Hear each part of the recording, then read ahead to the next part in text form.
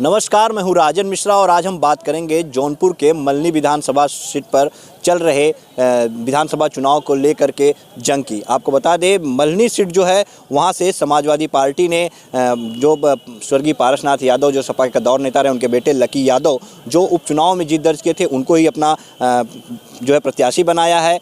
और इस समय हम गोपी घाट पे मौजूद हैं और यहाँ पे हम चर्चा करेंगे मल्हनी विधानसभा सीट को लेकर के। और मल्हनी की अगर हम बात करें तो यहाँ पे जो है एक तरफ पूर्व सांसद निर्दल जो है प्रत्याशी के तौर पे धनंजय सिंह ने जो है पिछले उपचुनाव में जो है ताल ठोका था और उन्हें शिकस्त हाथ लगी थी। वहीं इस बार बीजेपी ने जो है अटकलें ये लगाई जा रही थी कि बीजेपी की जो गठबंधन की पार्टी होगी उससे जो है धनंजय सिंह को जो है टिकट मिल सकता है और धनंजय सिंह यहाँ पे अच्छी लड़ाई लड़ेंगे। लेकिन इस अटकलों पे जो है विराम लग गया जब भारतीय जनता पार्टी ने अपने प्रत्याशी के नाम की घोषणा की और उसमें उसने जो है पूर्व सांसद जो है केपी सिंह को टिकट दे दिया। तो धनंजय सिंह का जो अटकलें लगाई जा रही थी कि वो भाजपा के गठबंधन की पार्टी से लड़ सकते हैं और सपा के प्रत्याशी लकी यादव को करारी टक्कर दे सकते हैं, उनको शिकस्त दे सकते हैं, तो उस पर जो है विराम लग गया। तो इसी को लेकर हम चर्चा करेंगे कि अब क्या कुछ समीकरण रहेगा मल्हनी सीट पे। हमारे साथ बात करने के लिए वरिष्ठ पत्रकार हसनैन कमर दीपू जी हैं। दीपू जी, आपका स्वागत है। जी धन्यवाद राजन जी। जिस तरह से अटकलें लगाई जा रही थी कि धनंजय सिंह वो जो है बीजेपी के गठबंधन की पार्टी से आ सकते हैं तो जीत दर्ज करेंगे, लेकिन विराम लगा, क्या कहेंगे, कैसा समीकरण रहेगा? देखिए, लड़ाई अब बहुत दिलचस्प हो गई है क्योंकि दो पूर्व सांसद अब विधानसभा के लिए लड़ेंगे और उनका जो लड़ाई है वो सीधे सीधे लकी यादव से है। कहीं ना कहीं राजनीति का खेल इसी को कहते हैं कि धनंजय सिंह ने कभी सोचा नहीं था कि केपी सिंह एक बार फिर उनके सामने आएंगे और जो वर्चस्व है वहाँ पे देखा जाए तो धनंजय सिंह का ही रहा है। ये है कि समीकरण, जातिगत समीकरण जो उनके पक्ष में नहीं रहे, कुछ मामूली वोटों से वो चुनाव हारते रहे। लेकिन ये चुनाव है, जनता जाएगी, ये जनता को ही तय करना है कि क्या मुद्दे हैं। अब लड़ाई बड़ी दिलचस्प होगी, इसलिए प्रदेश ही नहीं देश में ही सबकी निगाह इस मल्हनी विधानसभा पर आ गई है। मल्हनी विधानसभा की हम बात करें तो धनंजय सिंह, जैसे लग रहा था कि धनंजय सिंह अगर गठबंधन से आते हैं तो जीत दर्ज करेंगे, लेकिन केपी सिंह का कहीं नाम भी नहीं था, कोई हवा भी नहीं चल रही थी कि केपी सिंह आ सकते हैं, या ये भी नहीं था कि बीजेपी अपना कैंडिडेट उतारेगी। तो जिस तरह से केपी सिंह आए, केपी सिंह कितना नुकसान पहुँचा सकते हैं धनंजय सिंह को, क्या लगता है? देखिए, राजनीति इसी को कहते हैं। केपी सिंह एक ऐसा नाम है जो स्वर्गीय उमानाथ सिंह जी, जिनके नाम पर ही इनको टिकट मिला था 2014 में और वो लोकसभा जीते थे। ये दीगर बात है कि जब मोदी लहर थी और 19 में उनको पुनः टिकट मिला, वो चुनाव हार गए। तो इस बार वो विधानसभा चुनाव लड़ने के लिए जफराबाद से उन्होंने काफ़ी कोशिश की थी और संघ के बड़े नेताओं ने भी उनको आश्वासन दिया था कि कहीं ना कहीं से चुनाव लड़े, लेकिन मल्हनी से उतार देंगे, ये सब लोग शौक हो गए। और यही नहीं, पूरे प्रदेश के लोग शौक है। अब क्योंकि चुनाव अब देखा जाए तो कहीं ना कहीं उनके साथ पार्टी राजनीति तो नहीं कर रही है, क्योंकि 24 में फिर इलेक्शन है। ऐसा तो नहीं कि कोई और चेहरा 24 के लिए पेश किया गया और दो चुनाव लगातार हार जाए तो केपी सिंह को कहीं ना कहीं कह दिया जाए कि अब आप आराम कीजिए, हमको नया चेहरा चाहिए, नए लोग चाहिए।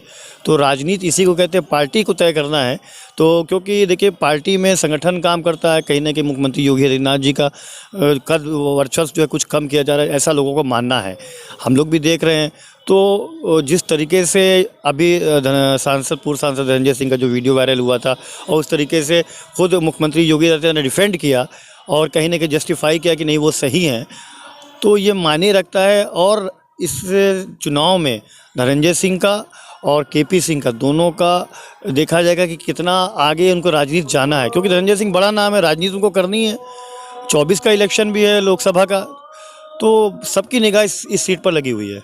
सबकी निगाह मल्हनी सीट पे, देश ही नहीं, प्रदेश नहीं, पूरे देश की निगाह आप कह रहे हैं। और जिस तरह से केपी सिंह आए, केपी सिंह के आने से समाजवादी पार्टी, क्या लगता है एक बार फिर से यहाँ पे से धनंजय सिंह और केपी सिंह अगर वोट बढ़ता है तो क्या लकी यादव फिर से जीत दर्ज कर लेंगे? देखिए, स्वर्गीय पारसनाथ यादव जी का एक ही सपना था कि उनका बेटा लकी यादव किसी तरह जनप्रतिनिधि बन जाए। जीते जी वो सपना पूरा नहीं हो पाया और उनके निधन के बाद समाजवादी पार्टी ने उनको टिकट दिया लकी यादव को उपचुनाव में, और उस उपचुनाव में धनंजय सिंह को उन्होंने मामूली वोटों से शिकस्त दी और ये सपना स्वर्गीय पारसनाथ यादव का पूरा हुआ। और उपचुनाव के बाद ये जो आम चुनाव है उसमें फिर समाजवादी पार्टी ने उनको टिकट दिया। तो लकी कहीं ना कहीं उनका लक तो साथ दे रहा है। अब देखना यह है कि धनंजय सिंह निर्दल के रूप में आते हैं या फिर ऐसी चर्चा है कि जनता दल यूनाइटेड के टिकट से भी वो आ सकते हैं। हालांकि उसका यहाँ गठबंधन नहीं है, लेकिन कहीं ना कहीं पार्टी है बिहार में उसका वर्चस्व है और उसका कहीं ना कहीं फ़ायदा मिलेगा जो वोट बैंक की राजनीति। और धनंजय सिंह को देखा, धनंजय सिंह अगर बीजेपी से आते हैं तो कहीं ना कहीं जो मुस्लिम वोट है उससे कट जाते हैं। निर्दल के रूप में उनको कुछ ना कुछ मुस्लिम वोट्स मिलेंगे, जैसा कि मिलता है उनके जो फॉलोअर्स हैं, उनके चाहने वाले हैं। लेकिन जो वोटों का समीकरण है यादव मुस्लिम, वो एक बहुत बड़ी संख्या में मल्हनी विधानसभा में आता है और कहीं न कहीं इसका फ़ायदा लकी यादव को मिलता है। धनंजय सिंह का जो क्षत्रिय वोट है और भी ब्राह्मण वोट है, बैकवर्ड वोट है, दलित का है, निषाद का है, ये सब वोट उनको मिलते हैं। और इस तरह की देखा जाए तो 12 महीने अगर देखें साल के, तो धनंजय सिंह जनता की सेवा में लगे रहते हैं। उनके यहाँ लोग आते हैं और कहीं न कहीं जो उनकी छाप है, कोई की सरकार हो, धनंजय सिंह अपने आप में एक चेहरा है, एक नाम है। और कहीं ना कहीं जो पार्टी होती हैं वो इनको अपने साथ देने में कि कहीं ना कहीं वो हाईजैक ना हो जाए, इसलिए धनंजय सिंह को टिकट देने से जो बड़ी पार्टियां वो बचती हैं। और आप देखिए निशाना खुद अखिलेश यादव ने उनको लिया, तो कहीं ना कहीं जब निशाना बड़े नेता लेते हैं तो उनका कद बढ़ता है, राजनीतिक फ़ायदा उनको मिलता है। इसका फ़ायदा इस चुनाव में भी मिलेगा। और यहाँ की मल्हनी की जो लड़ाई है, आप दिलचस्प हो गया, अभी बसपा ने अपने चेहरा नहीं उतारा है, कौन आ रहा है, तो बसपा पर भी हमको निगाह दिखनी होगी और उसके बाद ही तय होगा कि आखिर में सिर का ताज किसके तरफ आएगा। ठीक है, लेकिन अगर बात करें बीजेपी की, तो बीजेपी कभी यहाँ पे जीत नहीं दर्ज की, कमल नहीं खिला यहाँ पे। जैसे उपचुनाव में मनोज सिंह प्रत्याशी थे, उनकी भी जमानत जब्त हो गई थी, तो केपी सिंह क्या कुछ चमत्कार कर पाएंगे, क्या लगता है आपको? देखिए, चमत्कार को नमस्कार किया जाता है, आंकड़े कहीं से भी बीजेपी के पक्ष में नहीं है। लेकिन क्योंकि चुनाव है, मुद्दे हैं, सरकार है, अपने वादों को लेकर के पार्टी जाएगी, कहेगी, वोट मांगेगी। और जिस तरीके से हम लोगों का 2002 से मैं खुद देख रहा हूँ धनंजय सिंह की राजनीति को और उस क्षेत्र को बहुत करीब से देखा है, तो कहीं ना कहीं ये आत्मघाती गोल साबित हो सकता है भारतीय जनता पार्टी और ख़ुद केपी सिंह के लिए। जहाँ तक मेरा मानना है कि उनको कहीं ना कहीं हाशिए पे न ढकेला जाए, इसके तहत उनको एक बार यहाँ से चुनाव लड़ाया गया है। क्योंकि यहाँ पे अगर चुनाव लड़ना तो और भी लोग जो मांग रहे थे, सतीश सिंह वो खुद मांग रहे थे, मनोज सिंह मांग रहे थे, और भी कई नाम थे। लेकिन जिस तरीके से अचानक डॉक्टर केपी सिंह जो कि पूर्व सांसद हैं उनको दिया गया, क्योंकि धनंजय सिंह को उस परिवार से अच्छे संबंध रहे, हम लोगों ने देखा है। ख़ास तौर पर तिलकधारी महाविद्यालय के उनके जो फादर थे, क्या नाम है, उनके चाचा जो थे डॉक्टर केपी सिंह के, वो वहाँ के प्रबंधक थे और कोई भी कार्यक्रम होता तो वहाँ उनका आना जाना लगा रहा। और राजनीति में छात्र संघ की राजनीति भी धनंजय सिंह ने वहीं टीडी कॉलेज से ही शुरू की। तो ये बड़ी अच्छी लड़ाई है और इसी को राजनीति कहते हैं कि राजनीति में सब कुछ हो जायज़ है और जो जीतेगा उसी के सर पे ताज सजेगा। बिल्कुल, जैसे वहाँ पे 2 पूर्व सांसद और एक पूर्व सांसद के बेटे मैदान में हैं। बिल्कुल, ये राजनीति इसी को कहते हैं। 2 पूर्व सांसद आमने सामने विधानसभा के लिए लड़ेंगे और एक पूर्व सांसद, स्वर्गीय पूर्व सांसद जो है उनके पारसनाथ यादव जी के पुत्र हैं लकी यादव, जो कि विधायक बने थे और अपनी विधायकी बचाने के लिए वो संघर्ष करेंगे। तो लड़ाई तो सब लोग लकी यादव से ही लड़ेंगे, आंकड़े लकी यादव के पक्ष में है। अब जनता को ये कैसे मोटिवेट करेंगे अपनी तरफ, धनंजय सिंह के लिए आसान नहीं है चुनाव लड़ना। और जिस तरीके से माहौल है उस तरीके से उनको काफ़ी संघर्ष करना पड़ेगा और केपी सिंह को एक बार कमल खिलाने के लिए काफ़ी मेहनत करनी होगी। संगठन से लेके तमाम लोग लगेंगे और ये चुनाव, क्योंकि उपचुनाव है नहीं, सीधा आम चुनाव है, 9 विधानसभा पे चुनाव हो रहा है, तो पार्टी के लोग काफ़ी मेहनत करेंगे। बड़े नेता यहाँ पे हो सकता है कोविड की गाइडलाइन की जैसे जैसे छूट मिलती जाएगी, तो लड़ाई बड़ी दिलचस्प है।